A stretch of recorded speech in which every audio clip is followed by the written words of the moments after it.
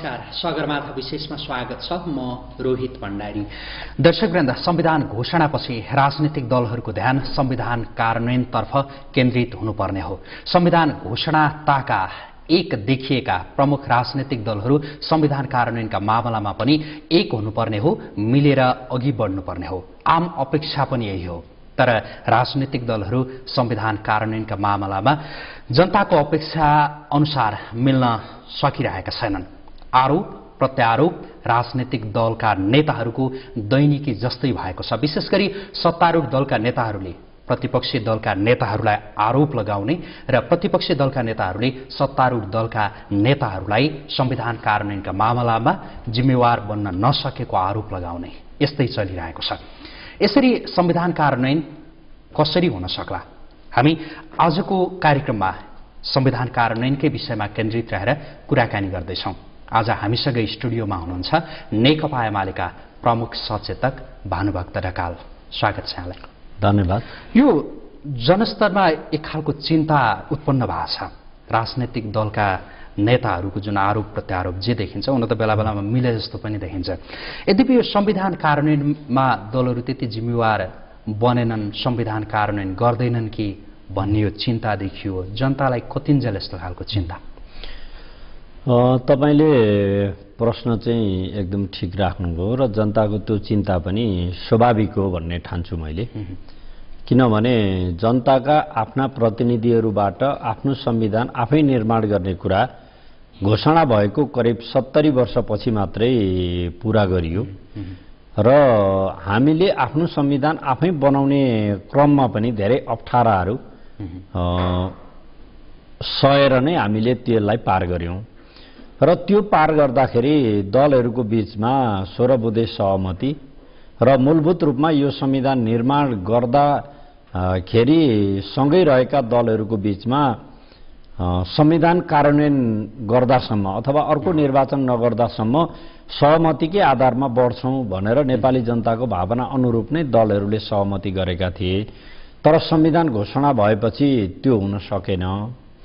त्यो हुन नसकेको कारणले गर्दा मूल राजनैतिक दलहरूको बीचमा पनि असमझदारीहरू पैदा भए र त्यो पैदा पछि पनि मुलुकलाई एउटा संविधानको कार्यान्वयन गर्दै मुलुकलाई संवैधानिक जटिलताबाट मुक्त गराउनको निम्ति र निर्माण गरिएको संविधानलाई कार्यान्वयन गर्नका लागि हामी पक्ष प्रतिपक्ष भए पनि हामी त्यसमा सहज हुन्छौं भनेर अगाडि बढे पनि त्यो अनुरूपका आचरण र व्यवहारहरू राजनीतिक दलहरूले प्रकट गर्न सकेनन्। त्यो नसकेर स्वयं पछिल्लो दिनमा त सत्ता परिवर्तनको स्थितिमा पनि त्यो रूप प्रकट भयो र अघिल्लो सरकारले संविधान कार्यान्वयनको निम्ति जुन कार्यतालिका बनाएर नै निर्वाचनको मिति समेत टेन्टेटिभ ढंगले चाहिँ जुन प्रस्तावित गरिएको थियो, अहिले सरकार बदलिएपछि त्यो विषय पनि व्यवहारिक हुने हो कि भन्ने विषयले जनस्तरबाट यो गरिएको चिन्ता चासो मात्रै हैन, मलाई लाग्छ यो जनस्तरबाट गरिएको खबरदारी पनि हो र यो जनताको आवाजलाई सम्मान गरेर संविधान निर्माण गर्ने दलहरूले संविधान कार्यान्वयन गर्ने कुरालाई जोड दिनुपर्छ। यो संविधान कार्यान्वयन गर्छौं भन्ने कुरामा सबै दलका नेताहरूको बोली एउटै छ, संविधान कार्यान्वयन हुन्छ, संविधान कार्यान्वयन गरिन्छ। तर दलहरूबीच यहाँले भने जस्तै जुन खालका व्यवहारहरू देखिए, ती व्यवहार चाहिँ किन यो खालको देखिरहेछन्? वास्तवमा सरकार समीकरण नै यसको मुख्य कारण हो? यसमा बेला बेलामा देखिने फेरबदल या अरू केही छन् पछाडिका कारण? यसमा चाहिँ अब पछाडिका के कारणहरू पनि होलान्, त्यो पनि मलाई लाग्छ समयक्रममा ती उजागर हुँदै जान्छन्। कसैले कुनै कुरो परिकल्पना गरो, परिकल्पना गर्दासम्म मात्रै उसँग रहने हो, कार्यान्वयन गर्दाखेरि त अभिव्यक्ति गर्नै पर्यो, बाहिर ल्याएर गतिविधि गर्नै पर्यो, त्यो पुष्टि भइहाल्छ। कुरा के हो भने हाम्रो नेतृत्वमा सरकार भएको बेला हामीले चाहिँ संक्रमणकालीन व्यवस्थामै भए पनि स्थानीय निकायको चुनाव चाहिँ मङ्सिरमा गरौं, त्यो भन्दा पछि अरू व्यवस्थित गर्दै जाउँ अनि प्रतिनिधि सभाको चुनाव अथवा संघीय संसदको चुनाव गरेपछि हामीले यसलाई चाहिँ छिटै फेरि स्थानीय तहको चुनाव गरौं भनेर हामीले त्यो कुरालाई पनि अगाडि बढायौँ। यहाँहरूले जुन कार्यतालिका भन्नुभयो होइन, कार्यतालिका त बनाउनु भएको थियो, तर के मङ्सिरमा स्थानीय निकायको चुनाव गर्न सक्ने अवस्था थियो? बनाउनका लागि होइन, त्यही म भन्दैछु कि हामीले त्यो कुरालाई अगाडि सार्यौँ र त्यतिखेरको प्रमुख प्रतिपक्षीले त्यो कुनै हालतमा हुँदैन, बरु स्थानीय तहकै चुनाव गर्नुपर्छ भन्दा हामीले त्यसमा लचकता देखायौँ र स्थानीय निकाय वा स्थानीय तहको भए पनि चुनाव गरौँ भन्ने कुरा गरियो। तर त्यतिखेर पनि त्यो वातावरण बन्न नदिने खालको कुरा भयो र त्योभन्दा पछि हामी सत्ताबाट प्रतिपक्षको रूपमा हामीले हाम्रो भूमिकालाई रूपान्तरित गर्नुपर्ने एउटा परिस्थिति सिर्जना गरियो र सरकार बदलिएपछि सरकारको समर्थन गर्ने ठूलो दलको नेताहरूले भन्न थाल्नुभयो अब त्यसो भएदेखि स्थानीय निकायकै चुनाव गरौँ।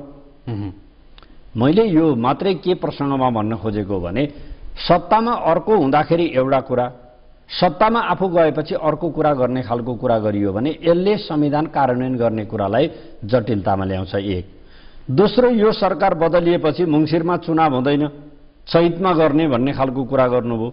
तर अहिलेसम्मको तयारी हेर्दाखेरि अब के चैतमा चाहिँ चुनाव सम्भव छ त? चुनाव हुन्छ?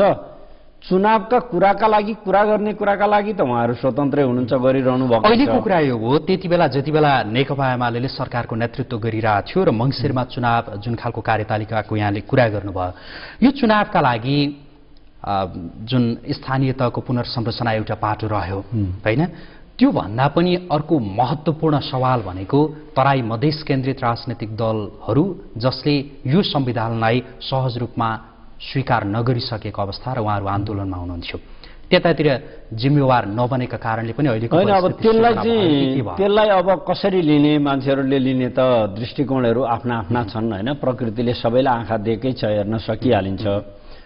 मान्छेहरू मधेस आन्दोलन थियो भन्छन्, मधेस आन्दोलन त करिब करिब हाम्रो नेतृत्वमा भएको सरकारले त्यसलाई चाहिँ एउटा तहमा ल्याइसकेको थियो। जस्तै मधेसमा आन्दोलन थियो, नाकाबन्दीको एउटा स्थिति बिहोर्नु परेको थियो, भारतले लगाएको नाकाबन्दी जो यहाँकै कतिपय राजनीतिक दलहरूले पनि हामीले नाकाबन्दी गरायौँ भनेर पनि गर्वका साथ भन्नुभयो।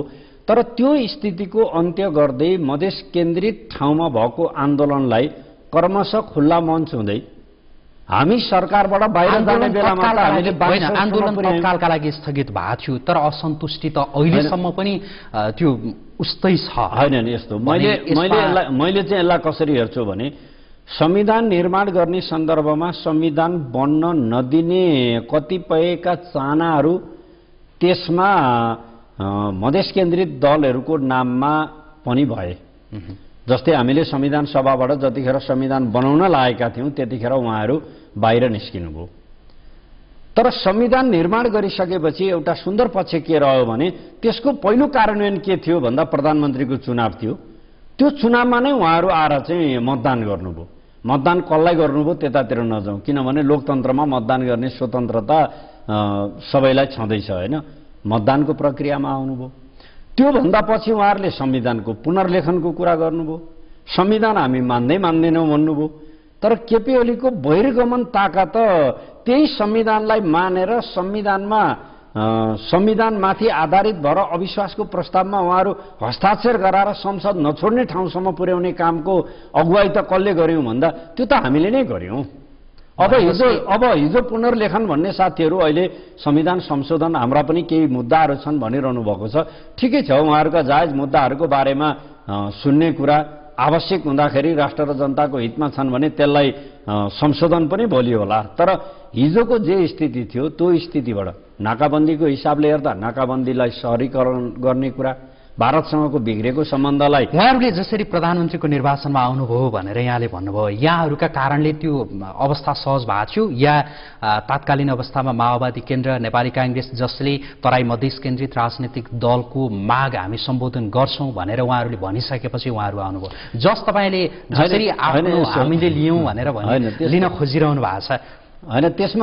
त्यसमा दुइटै कुरा, उहाँहरूले चाहिँ उनीहरूकै कारणले आए भन्दाखेरि पनि बिग्रिएन, हाम्रा कारणले हामीले ल्यायौँ भन्ने हाम्रो दाबी रहँदाखेरि पनि यसलाई कुनै अन्यथा मान। तर कुरो के हो भन्दा हिजो सधैँभरि दाबीका लागि मात्रै भन्दा पनि हिजो दिनै पछि हिजो संविधान बनाउने बेलामा संसद छोडेर संविधान सभा छोडेर बाहिर गएको मधेस केन्द्रित दलको साथीहरू अहिले संसदमा आउनुभयो। लामो समय दैनिक रुटिन बनाएर सुरु हुनुभन्दा अगाडि एकजनाले मन्तव्य दिएर बहिष्कार गर्नुपर्ने ठाउँबाट नियमित सदनमा रहेर अविश्वासको प्रस्ताव दर्ता गराउने, त्यो त यो संविधानलाई मानेर उहाँहरूले दर्ता गर्नुभयो र त्यसको प्रोसिड्युरलमा जानुभयो भनेपछि त्यसलाई त सकारात्मक ढङ्गले लिनु पर्यो। र उहाँहरूले हामीले 3 बुँदेको कुरा मात्रै होइन, केपी ओलीलाई हराउनका लागि चाहिँ हामी मतदान गर्छौं भन्ने कुराले पनि हाम्रो अध्यक्ष प्रधानमन्त्री भएको कारणले पनि मधेसी मोर्चालाई यहाँ आउनका निम्ति प्रेरित गरेको छ भन्ने कुरो त सकारात्मक नकारात्मक जस्तो भूमिका रहोस्, उहाँहरूले तत्कालका लागि जुन संविधान अनुसार उहाँहरू प्रधानमन्त्रीको निर्वाचनमा आउनुभयो र संसदका पछिल्ला बैठकहरूमा उहाँहरू सहभागी हुनुभयो, यसलाई जुन सकारात्मक। अब अर्को कुरो, पछिल्लो समयमा जुन संविधान संशोधनको कुरा जसरी आछ, तराई मधेस केन्द्रित राजनैतिक दल संघीय गठबन्धनले सरकारलाई 15 दिनको अल्टिमेटम पनि दिइरहेछ र जस्तो यहाँहरूकै पार्टी अध्यक्षसँग आज प्रधानमन्त्रीको भेटघाट भयो। पछिल्लो समयमा भेटघाट पनि अलि बाक्लै भएको जस्तो देखिएको छ, के भइरहेछ अहिले संविधान संशोधनको विषय? होइन, पहिलो कुरो त नेताहरूको बीचमा छलफल र बसउठ हुने कुराले दूरी घट्छ र विषयहरूको बारेमा दलहरूका धारणाहरू के छन्, मुलुकका समस्याहरू के छन्, त्यसलाई कसरी समाधान गरौँ भन्ने कुराका लागि हार्दिकता र निकटता ल्याउने कुराका निम्ति नै सहयोग पुग्छ। यो एउटा सकारात्मक कुरा नै हो। अब हाम्रोमा चाहिँ कस्तो चलन छ भने बसेको देख्नै नचाहने, बसेपछि विमति हुन्छन् भन्ने हिसाबले आंकलन नै नगर्ने खालको जुन एउटा विश्वास छ। अब बस्नुभयो दुईटा नेताहरू, प्रधानमन्त्री प्रतिपक्षी दलको नेता बस्नुभयो, कुराकानी भए। अब कुराकानी सकारात्मक नै छन्। सकारात्मक छन् भन्नुको अर्थ दृष्टिकोणमा आफ्नो ठाउँबाट चाहिँ डिपार्चर भएका छन् कि छैनन्, मुख्य कुरा त्यो हो। र पार्टीहरूले लिएका दृष्टिकोणहरू नेताहरूको भेटघाट हुने बित्तिकै त्यति सहजै ढङ्गले डिपार्चर होलान् भन्ने कुरा अनुमान सकारात्मक भाषण यहाँले भन्नुभयो होइन, जनताले पनि जान्न चाहिरहेको विषय हो। कस्ता खालका कुराहरू भइरहेछन्, के छ? यहाँ एमालेको प्रमुख सचेतक हुनुहुन्छ होइन। यस्तो हो, यसमा हामीलाई लागेको अथवा हामीले क्लियरिटी हुन खोजेको कुरा के हो भने यो सरकार बन्नुभन्दा अगाडि 3 बुँदे सहमति भयो। 3 बुँदे सहमति हुँदा 3 बुँदाको 1 नम्बरमा नै उहाँहरूले के राख्नुभयो भने संविधान संशोधन गर्नका लागि यो सरकारलाई हटाउनुपर्छ भन्ने कुरा चाहिँ 1 नम्बर बुँदामा नै राख्नुभयो। त्यो 1 नम्बर बुँदामा राखेको कुराले उहाँहरू संविधान संशोधन गर्दा नेकपा एमाले भन्दा बाहेकको शक्तिहरूसँगै हामी संविधान संशोधन गर्छौं, किनभने सरकार हटाउने कुराका लागि एग्रिमेन्ट भएको पेपरको 1 नम्बरमा नै संविधान संशोधन गर्नका लागि भनेर लेख्नुभएको एक। दोस्रो कुरा, उहाँहरूले लामो समय एउटा राम्रो लोकलय चाहिँ नेपाली जनताहरूको बीचमा दिनुभयो कि के विषय हो भन्ने कुरा चाहिँ नल्याउने, तर संविधान संशोधनको पक्षमा एमाले छैन छैन छैन भन्ने खालको कुरा मात्रै गर्नुभयो। अब त्यो कुरा एक ढङ्गले चाहिँ दलहरूको बीचमा अविश्वास, मानिलिउँ अरू चाहिँ गर्न चाहने, एमाले चाहिँ गर्न नचाहने अर्थमा जुन बुझाइ थियो, कम्तीमा नेताहरूको बीचमा कुराकानी हुन थालेपछि के विषय हो त? जस्तै भनौँ अहिलेसम्म पनि के बाहिर मिडिया एमाले तयार छैन भन्ने उहाँहरूको त्यो आरोप मात्रै नभएर कतिपय नेताहरूले संविधानको यो संशोधनको औचित्य किन भनेर जुन प्रश्न गरिरहनु त्यो कारणले पनि उहाँहरूको म त्यही ठाउँमा आउँदै थिएँ कि संविधान संशोधन भनेको त कुनै हावामा हुने कुरा होइन। संविधान संशोधन त अहिले भएको संविधान, हामीले संविधान निर्माण गर्यौं, 70 वर्षमा नेपाली जनताका प्रतिनिधिले आफ्नो संविधान आफै बनाउनु भएको छ। संविधान कार्यान्वयन चाहिँ अहिलेको मुख्य विषय हो भनेर हामी भनिराखेका छौं, त्यसमा आम सहमति पनि छ। त्यसको अतिरिक्त यति चाहिँ संशोधन गरेपछि सबै समस्या समाधान हुन्छ भनेर एकचोटि त हामीले यो संविधान संशोधन पनि गरिसकेका छौं। विषय नल्याइकिन संविधान संशोधनमा एमाले चाहिँ तयार छैन भनेर जे बनाउन खोजिएको थियो, कम्तीमा नेताहरूका यी संवादहरूले गर्दाखेरि विषय चाहिँ के रहेछ त भन्ने कुरा अहिले संविधान संशोधन आवश्यकता त हो यति बेलाको, होइन होइन आवश्यकता हो भन्ने कुरालाई त्यसरी पनि भनियो भने त्यो चाहिँ ब्ल्याङ्क चेकमा सही गरे जस्तो हो। आवश्यकता भनेको के का लागि आवश्यकता? त्यत्रो तराईमा त्यत्रो आन्दोलन भयो होइन, अहिले पनि तराई मधेस केन्द्रित राजनीतिक दलहरू जसले यो संविधान संशोधन नभएदेखि हामी मान्दैनौँ, फेरि आन्दोलन गर्छौँ भनिरहनु भएको छ। आवश्यकता त्यहीबाटै प्रश्न होइन। यस्तो हो, यसमा हामीले तपाईले उठाउनु भएको कोण पनि एउटा कोण होला। तर हामीले सँगसँगै त्यसलाई यो कोणबाट पनि हेर्न सक्छौं कि हिजो संविधान सभाबाट संविधान बन्न लाग्दा जुन शक्ति संविधान बनाउनु हुँदैन भनेको थियो, अहिले संविधान कार्यान्वयनलाई प्राथमिकता दिने बेलामा त्यही शक्ति चाहिँ कार्यान्वयन होइन संशोधनै मात्रै गर्नुपर्छ भन्ने कुरा गर्दा संविधान सधैँभरि संशोधनका लागि मात्रै होइन, त्यो कार्यान्वयन गर्दै जाउँ। कार्यान्वयन गर्दै जाँदाखेरि त्यसमा जटिलताहरू आए, कार्यान्वयन भन्ने केही संशोधन गर्दै जाने, थप घट गर्दै जाने, भएका व्यवस्थाहरू लागू गर्ने होइन। कुरा के हो भने सबैभन्दा पहिलो कुरो त सम्बन्धित पक्षहरूले अथवा सरकारले यो संविधानको प्रावधानभित्र यी कुरा चाहिँ बेठिक भए अथवा यी कुरा अपुग भए यसले चाहिँ पूर्णता ल्याउँछ भनेर विषय ल्याउनु पर्यो सबैभन्दा पहिले। हो, त्यो विषय ल्याइसकेपछि हामीले यति लामो समय लगाएर निर्माण गरेको संविधान, त्यसमा हामीले निर्माण गर्दाखेरि कुनै त्रुटि रहेको छ अथवा अहिले कार्यान्वयन गर्नको निम्ति त्यो चाहिँ हठात डे टु डे काममा नै त्यसले अवरोध खडा गर्छ भन्ने कुरा भयो भने यो संविधान संशोधन गर्न सकिन्छ, किनभने यो अपरिवर्तनीय दस्तावेज होइन। जुन कुरा हामीले अघि पनि मैले भने कि एकचोटि हामीले संशोधन गरि नै सकेका छौं भन्नुको अर्थ संविधान संशोधन हुन नसक्ने भन्ने विषय होइन, तर संविधान केमा संशोधन गर्ने भन्ने कुरा चाहिँ मुख्य विषय हो। जहाँसम्म सतहमा आएका कुरा, अन्दाजका भरका कुरा, त्यसमा पार्टीले के दृष्टिकोण बनाएको छ भन्ने कुरा चाहिँ त्यो एउटा काल्पनिक कुरा मात्रै हो। ठोस ढंगले विषय आइसकेपछि एमाले जस्तो जिम्मेवार पार्टीले ठोस ढंगले नै आफ्ना दृष्टिकोणहरू राख्छ, त्यसमा अडान राख्छ, त्यसमा संलग्नता जाहेर गर्ने वा त्यो कुरा चाहिँ राष्ट्रको विरुद्धमा छ भने त्यो हुन नदिनका लागि उनले आफ्ना स्टेपहरू चाल्छ। यो संशोधनको विषय यहाँहरूले सरकारको नेतृत्व गरिरहेका बखत पनि आएको हो, अहिले पनि आइरहेछ र अहिले प्रमुख प्रतिपक्षी दलको नाताले जुन असन्तुष्टहरूको जसले असन्तुष्टि व्यक्त गरिरहेछन् उहाँहरूको असन्तुष्टिलाई एकदम जिम्मेवार ढंगले सम्बोधन गर्न खोज्नु होइन, त्यसका लागि अग्रसरता दिनु के हो कसो हो भनेर जो तराई मधेस केन्द्रित राजनीतिक दलहरूले जुन खालका असन्तुष्टि व्यक्त गरिरहनु भएको छ उहाँहरूसँग बसेर छलफल गर्नु एमालेको पनि दायित्व हो नि, के गरिरहेछ एमाले? यस्तो यसमा तपाईले एकदम ठिक ठाउँमै प्रश्न गर्नुभयो। कुरा के हो भने हामीले जतिखेर सरकारको नेतृत्व गरेका थियौं हामीले करिब 36 पटक भन्दा बेसी वार्ता गरेर समस्या समाधान गर्नका लागि पहल नगरेको होइन। सरकार पक्ष र आन्दोलनरत पक्षको बीचमा कार्यदल बनाएर कार्यदल स्तरमा पनि कयौं मिटिङहरू हामीले नगरिएको होइन। त्यसमा विश्वास नभएर मधेस केन्द्रित दलको साथीहरूले चाहिँ अहिले सत्ता परिवर्तन गरेर यो सत्ता हटाएपछि तुरुन्तै संविधान संशोधन भइहाल्छ भन्ने जुन उहाँहरूको विश्वास छ, यसका लागि पनि हामीले केही समय त दिनु पर्यो उहाँहरूलाई। र अहिले पछिल्लो दिनमा तपाईँ हामीले सुनिरहेका छौं स्वयं मधेसी मोर्चाको तर्फबाट नै 15 दिनको लागि थप म्याद दिनुभएको छ। संविधान संशोधन एकातिर ढिलो भयो भन्ने खालको कुरा पनि आइराखेको छ, अर्कोतिर 15 दिनका लागि म्याद पनि दिइरहनु भएको छ। यही सरकारले चाहिँ एउटा हल्लामा चाहिँ चलो अंगीकृत नागरिकहरूलाई चाहिँ के जिम्मेवारी दिने भनेर भन्दा मधेस केन्द्रित दलभित्रकै साथीहरूले पनि भन्नुभयो कि यो हामी मधेसीहरूको यो माग होइन भनेर पनि भन्नुभएको छ।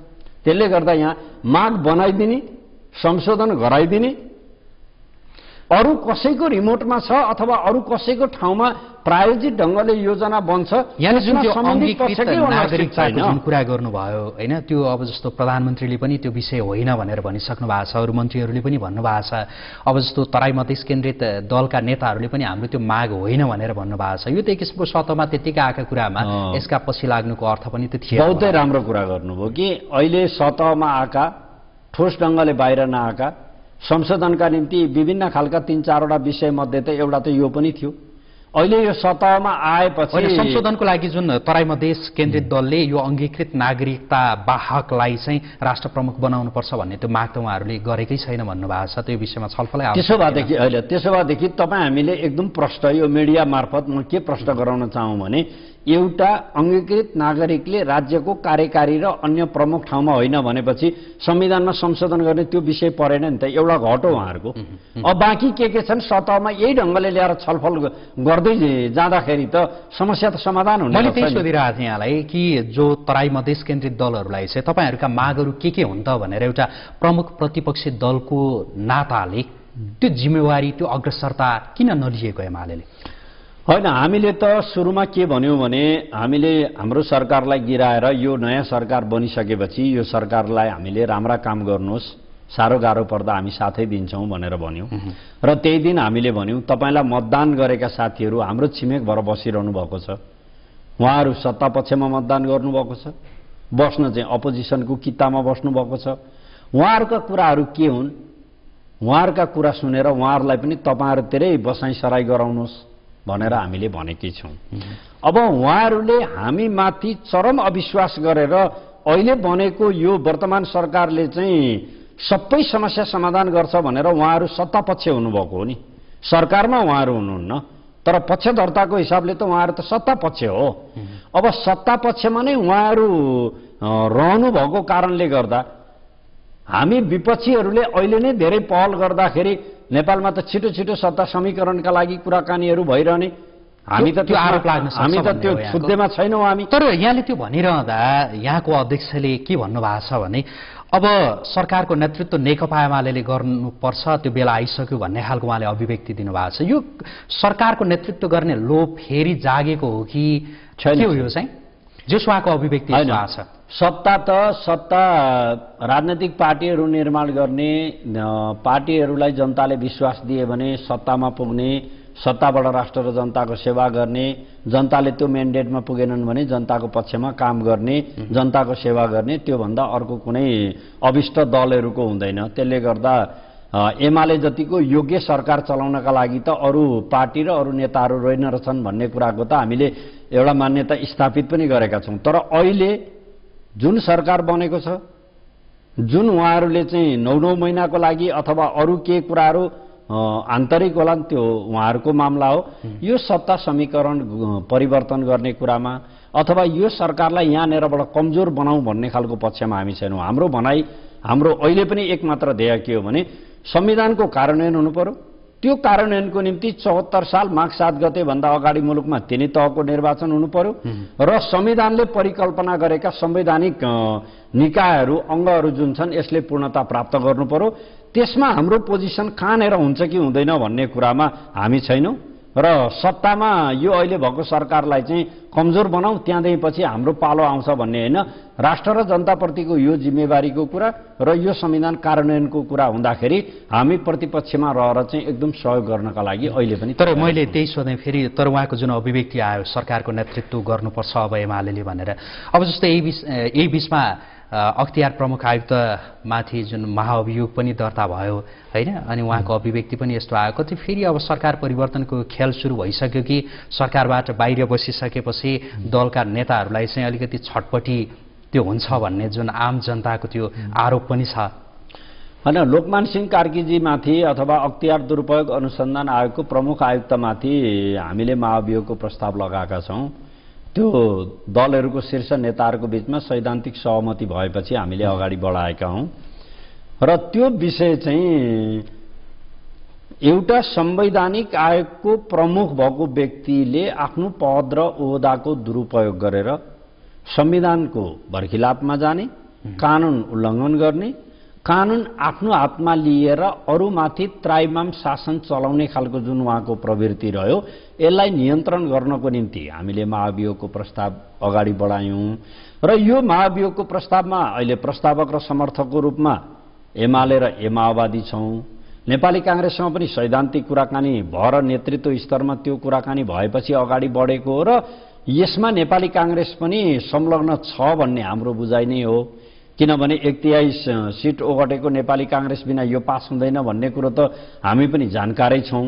तर एउटा लेभलमा एक खालको कुराकानी भइसकेपछि त्यो त्यसका आधारमा जाने भन्ने कुरा हो र यो महाअभियोगको प्रस्ताव सत्ता समीकरणका निम्ति अथवा सत्ता साझेदारहरूको बीचमा चाहिँ कुनै उलटपुलट गर्ने मनसाय चाहिँ हामीसँग छैन र हामीले यो सत्तासँगको कुरा र सत्तामा निकट हुने र त्यो बनेको गठबन्धनभित्र चाहिँ दरार पैदा गरेर यो भित्रबाट केही गरौँ कि भन्ने खालको मनसायमा एमाले छ कि छैन भन्ने अर्थमा हेर्दाखेरि एकदम दरार चाहिँ पैदा हुने देखियो नि अब, किनकि अब जस्तो जुन सरकार साझेदार नेपाली काङ्ग्रेस जोसँग सरसल्लाह नै नभइकन महाअभियोग ल्याइयो भन्ने खालको कुरा आइरहेको छ। सरकारको नेतृत्व गरिरहेको दल माओवादी केन्द्रसँग मिलेर महाअभियोग ल्याउनु भएको छ होइन। अब यसमा मैले यति मात्रै भनौँ कि यो मेरो एउटै मात्रै यसमा प्रष्टीकरण के छ भने सोझै लोकमान सिंहजीले गर्नुभएका ज्यादतीहरूको पक्षमा बोल्न नसक्ने जनमतहरूका निम्ति पनि सत्ता गठबन्धनमै भएकालाई थाहा भएन नि भन्ने हिसाबले यो त सत्तासँग जोडिएको कुरा हो भनेर सत्तासँग जोडिएको हुँदाखेरि माओवादी र कांग्रेसको बीचमा चाहिँ अविश्वास पैदा हुँदा माओवादी र एमाले पो मिल्न लागे भनेर यहाँ दरार देखाएर कांग्रेसलाई यो विषयबाट बाहिर ल्याउन सकियो भने कांग्रेसको राजनीति त लोकमानजी सँगसँगै जाला। तर लोकमानजीलाई बचाउनको निम्ति लोकमानजीको नाममा नभएर यो राजनीतिबाट सकिन्छ कि भन्ने एउटा प्रपञ्च हो। त्यसको त्यो समय मलाई लाग्छ त्यो गइसक्यो, त्यो चाहिँ फेज आउट भइसक्यो भन्ने मलाई लाग्छ। अब अर्को सत्तारूढ दलहरूको बीचमा जस्तै त्यतिखेर पनि दलहरूको बीचमा नेताहरूको छलफल भएन, कुराकानी भएन भन्ने कुरा भइरहेको थियो। बालुवाटारमै प्रधानमन्त्रीले आमन्त्रण गर्नुभएकोमा कांग्रेसको सभापति र प्रतिपक्षी दलको नेता एमालेको अध्यक्ष चाहिँ बालुवाटारमै कुराकानी गर्नुभएको छ। महाभियोग लगाउनुभन्दा अगाडि पनि प्रधानमन्त्रीज्यू र प्रतिपक्षी दलको नेताको बीचमा सघन मात्रामा कुराकानी भएको छ। स्वयं त्यही दिन मात्रै पनि तीन दलको शीर्ष नेताहरूको बीचमा कुराकानी भएको छ। यसले गर्दा यी सबै भएका दृष्टान्तहरूलाई बिर्सिएर यो अर्को विषयलाई चाहिँ अलिकति उचाल्ने खालको कुरा जस्तै महाभियोगकै विषयमा कुरा गर्दा महाभियोगको यो विषय हुन्छ नि धेरै पहिलादेखि नै उठेको, नागरिक स्तरबाट उठेको। तर त्यति बेला नेकपा एमाले सरकारको नेतृत्व गरिरहेको थियो। नेकपा एमालेका कुनै पनि सांसदहरू सरकारको नेतृत्व गरेका बखत महाअभियोगका विषयमा, लोकमानका विषयमा चुसम्म गरेनन्। सरकारबाट बाहिरिने बित्तिकै चाहिँ यो विषयमा एकदम हतारिएर अगाडि सरे भन्ने खालको जुन कुरा छ के हो यो चाहिँ त्यति बेला किन नबोलेको? हैन, मलाई लाग्छ यो धेरै सान्दर्भिक र महत्त्वपूर्ण कुरा हो। जतिखेर यो लोकमान सिंहजीलाई नियुक्ति गर्ने कुरा थियो त्यतिखेर पनि पार्टीभित्र विवादको कुरा थियो। स्वयं अहिले अखबारहरूले लेखेका छन् कि हाम्रो पार्टीको महासचिवको नेतृत्वमा राष्ट्रपतिकामा डेलिगेसन गरेर लिखित रूपमा बुझाउने पार्टी पनि हाम्रै पार्टी थियो। तथापि त्यो विभिन्न कारणले गर्दाखेरि त्यो नियुक्ति भयो। नम्बर 1 पृष्ठभूमि हुँदाखेरि के भयो, एमालेको के थियो भन्ने कुरो। दोस्रो, हामीले सत्ताको नेतृत्व गरेको बेला वा हामी संयुक्त सरकारमा भएको बेला अख्तियार दुरुपयोग अनुसन्धान आयोगको नाममा संस्थागत र आयोगको तर्फबाट होइन कि लोकमान सिंहजीले पद र ओहदाको दुरुपयोग गरेर हाम्रा पार्टीका नेताहरूमाथि पत्र काट्नु भएन, चिठी लेख्नु भएन।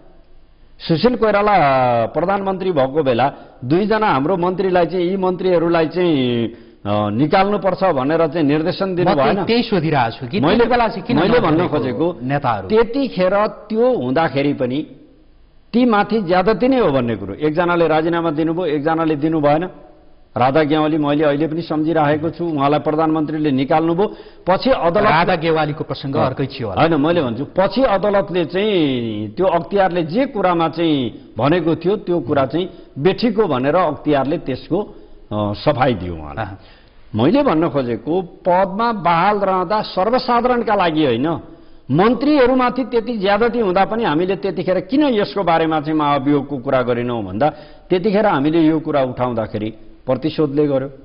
उसको मान्छेहरूलाई चाहिँ उसको नाम चलेका नेताहरूलाई चाहिँ अख्तियारले पत्र काटेको कारणले गर्दा त्यसको बदलामा यो गर्यो। ठिकै छ नि त, निर्दोष छन् हाम्रा मान्छेहरू, छानबिन गर्दा के बिग्रिन्छ भनेर हामीले त्यतिखेर पर्ख्यौँ र त्यो विषय पनि सकिसकेको हुनाले र एकपछि अर्को उहाँका ज्यादतीका पराक्रमहरू जुन छन् एकपछि अर्को श्रेणी चढ्दै चढ्दै गएर अन्तिममा अदालतको म्याद तामेली सम्बन्धीको विषय भइसकेपछि चाहिँ हरेक कुराका लक्ष्मण एउटा पाटो थियो होइन। तर भनौँ एकजना डाक्टर गोविन्द केसी जसले महाभियोग लगाउनु पर्छ भनेर उहाँ आमरण अनसन बस्नु भएको थियो। त्यति बेला नेकपा एमालेकै कतिपय जिम्मेवार नेताहरूले यो महाभियोग लगाउने बेला होइन, महाभियोग किन भनेर समेत बोल्नु भयो। अनि यस्तो वास्तवमा के लोकमान सिंह कार्की यहाँहरू सत्ताबाट बाहिरिसकेपछि अलि फरक ढङ्गले प्रस्तुत हुनुभयो? त्यसरी हेरियो भने त्यो एमालेमाथि गलत बुझाइ हुन्छ। सन्दर्भ हिजो उहाँको नियुक्ति हुनुभन्दा अगाडि पनि नागरिक समाजको विरोधै थियो, आलोचनै थियो। दलहरूका पनि धेरै दलभित्र अधिकांश मान्छेहरू त्यो नियुक्ति गर्नु हुँदैन भन्ने नै थियो। किनभने राजाको हुकुम प्रमाङ्गीबाट आउनुभएको, जनआन्दोलन दबाउनु भएको, जनआन्दोलनपछि छानबिन रायमाझी आयोग बनाएर रायमाझी आयोगको सिफारिसको आधारमा सरकारको क्याबिनेटबाट आगामी सरकारको सेवामा चाहिँ जिम्मेवारी नदिने भनेर निर्णय गरेको यो खालको एउटा स्थिति त छँदै थियो। त्योभन्दा पछिल्लो दिनमा संविधान सभा नरहेको, चुनाव घोषणा गरेर मुलुकमा चुनाव नभएको, दलहरू यत्र तत्र भए पनि दलहरूको सिफारिसमा गैर दलीय नेतृत्वमा सरकार भएको, गैर दलीय नेतृत्वमा रहनु भएको तत्कालीन मन्त्री परिषदको अध्यक्षले यो नगर्दाखेरि आफूले राजीनामा दिने र चुनाव नगराउने खालका अभिव्यक्ति र अडानहरूको कारणले गर्दा र यसमा हामीले चाहिँ के भयो भन्ने कुरामा त त्यति टाढा पनि जानु पर्दैन। स्वयं राष्ट्रपतिज्यूले अघिल्ला दिन बेलुका हाम्रो पार्टीको महासचिव जाँदा डेलिगेसनमा कुनै हालतमा म यो गर्दिनँ भन्नुभएको, भोलिपल्ट बिहान 9 बजे अफिस खोल्नुभन्दा पहिले नै उहाँलाई शपथ ग्रहण गराउनु भयो। त्यो नियुक्ति हुनुभन्दा अगाडिको कुरा भयो। त्यति भइकिन पनि त्योभन्दा पछि पद र ओहदामा पुगेपछि, त्यति आलोचना भएपछि उहाँमा सुधार आउला, मुलुकमा संघीय लोकतान्त्रिक गणतन्त्र आयो, तद अनुरूपको आफ्ना कार्यशैली र व्यवहारहरू उहाँले सुधार्नु होला भन्ने कुरा थियो। तर ती सबै कुरा चाहिँ भएनन्। त्यसले गर्दा त्यो श्रृङ्खलाको क्रमबाट नै हामी अगाडि बढेका छौँ र पद र ओहदामा रहेर उहाँले जे गर्नुभयो कुनै क्षेत्र पनि उहाँबाट प्रताडित नभएको क्षेत्र छैन। ठिक छ, अब अर्को प्रसङ्ग, सरकारले 100 दिन पूरा गरिसकेको छ। सरकारका 100 दिनलाई कसरी मूल्याङ्कन गर्नुभएको छ? हुन त केही कुराहरू एमालेका आइसकेका छन्। अब यो सरकारको 100 दिनको बारेमा चाहिँ कस्तो भने पहिले एउटा थियो 100 दिनलाई हनीमुन डे मनाउने भन्ने खालको कुरो होइन। अब मेरो बुझाइमा चाहिँ के लाग्छ भने त्यो चाहिँ यो सरकारको हदमा लागू हुँदैन भन्ने लाग्छ। किनभने जन्मनुभन्दा अगाडि नै 9 महिनाको लागि तमसुक गरेर 9 महिनाको अवधि तोकिएर आएको 5 वर्षको सरकारलाई नै 100 दिनको हनुमान डे हो। हुन त सबै सरकार यस्तै त देखिए नि। केपी ओलीले नेतृत्व गरेको सरकार पनि हाम्रोमा अस्थिरता छँदैछ, राजनैतिक अस्थिरता छ। छोटो समयमा धेरै सरकारहरू बने। अब यो अस्थिरता किन हुन्छ भन्ने कुराको पछाडि पनि यही छ नि त, हामी ठिक ढङ्गले काम गर्न सक्दैनौँ। हाम्रा चाहना अनुरूप भन्दा पनि अरूका चाहना बोकेर हिँड्नुपर्ने बाध्यताहरूले गर्दाखेरि पनि यी धेरै खालका कुरा छन्। अब यो सरकारले 100 दिन बितायो, यसको सुखद पक्ष यति नै मात्रै भन्छु म। राति सुत्यो, उज्यालो हुँदा हिँड्यो, 100 दिन बितायो। त्योभन्दा बाहेक केही गरेन। अब बाँकी भनेको अब एकचोटि दूध पठाउनु भयो, एकचोटि आफू त्यो किसिमको यहाँहरूको हुन्छ नि, प्रतिपक्षमा रहिसकेपछि सरकारलाई हेर्ने त्यो दृष्टि, त्यो आँखा नै अलिकति धुमिल भएका कारणले यस्तो देखिँदो रहेछ कि के हो पनि। जस्तो यहाँहरूले मात्रै होइन, प्रतिपक्षमा अब जस्तो योभन्दा अगाडि नेपाली काङ्ग्रेस थियो, नेपाली काङ्ग्रेसले पनि त्यसै भन्थ्यो यहाँको अध्यक्षले नेतृत्व गरिरहेको सरकारलाई होइन। यस्तो अब यसमा कुरो के छ भने सरकार बन्यो होइन, सरकार चल्दैछ, के गरेको छ भन्ने कुरो। भारत जानुभयो, 25 मुदे सम्झौता गर्नुभयो। अब 25 मुदामा के गर्नुभयो तपाईँ हामी सबैलाई थाहा छ। भारतीय राजदूतावासको कर्मचारी नेपाल सरकारले चाहिँ अनुगमन गर्ने भन्ने पनि गर्नुभयो। विदेशी दृष्टिकोण चाहिँ अब भारतको आँखाबाट हुन्छ भन्ने खालको कुरा गर्नुभयो। अब यसलाई तपाईँले चाहिँ यहाँले जे गर्नुभयो भनेर भन्नुभयो, त्यो मैले भनेको त्यसमा नेकपा एमालेको नेतृत्वमा सरकार भएका बखत पनि तत्कालीन परराष्ट्र मन्त्री र भारतका विदेश मन्त्रीबीच त्यो खालको सहमति भएको कुरा पनि बाहिर आएको थियो। यो चाहिँ सरकारमा हुँदा नदेखिने त्यस्ता सहमतिहरू, त्यस्ता सम्झौताहरू विदेशीसँग, छिमेकीसँग भएका जब सरकारबाट बाहिरिसकेपछि चाहिँ व्यापक देख्ने के हुने रहेछ? यस्तो हुन्छ, कसले के गर्ने भन्ने कुरा हो। हाम्रो पार्टीको नेतृत्वमा सरकार हुँदा पनि हामीले इन्डिया भ्रमण गऱ्यौँ। कतिपय कुराहरू हुँदाखेरि बरु लिखित सहमति नभइकन पत्रकार सम्मेलन मार्फत गरेर आएका पनि त दृष्टान्तहरू हामीसँग छन्। मैले तपाईँको प्रश्नमा मात्रै के भन्न खोजेको, के गर्न खोजेको भने यो मुलुकमा सरकार छ छैन भन्दा संवैधानिक हिसाबले, कानुनी हिसाबले सरकार छ। अरू नेपाली जनताका दिन बिते जस्तै यसका पनि दिन बितिराखेकै छन्। 100 दिन तपाईँले जुन 100 दिनको कुरा गर्नुभयो, 100 दिन यो सरकारले बितायो। के गर्यो भन्दा नित्य कर्म गरेर बितायो। तर उल्लेख्य खालको मुलुकमा सरकार छ, राष्ट्र र जनताका लागि यो गर्यो, समस्यामा परेको ठाउँमा संविधान कार्यान्वयन गर्नका लागि उसले यो काम गर्यो होइन, संविधान संशोधनको तयारी गरिरहेको त्यसको बारेमा चाहिँ अब यो तयारी गर्दैछ, भोलि यसो गर्ला भन्ने कुरो चाहिँ त्यो सानोमा एउटा कथा पढे जस्तै मात्रै हो क्या। अब एउटा कुखुराको चल्लो ल्याउला, त्यसले फुल पार्ला, फुलबाट चल्ला होला, चल्ला धेरै भएर बेच्ला, त्यो बेचेपछि धेरै सम्पत्ति होला, राम्रो घर जम गरौँला, यस्तो होला उस्तो होला भने जस्तो 100 दिनको कुरो गर्दा 100 दिनमा गरेको कुरा के हो? छिमेकीसँगको सम्बन्ध, भारतसँगको सम्बन्ध जुन तिक्ततापूर्ण नै थियो, त्यसमा केही सुधार आछ। भारतीय राष्ट्रपतिले नेपाल भ्रमण गर्नुभयो, यो पनि त राम्रै पाटो होला। यसलाई तिक्ततापूर्ण र सहजता कसरी व्याख्या गर्ने?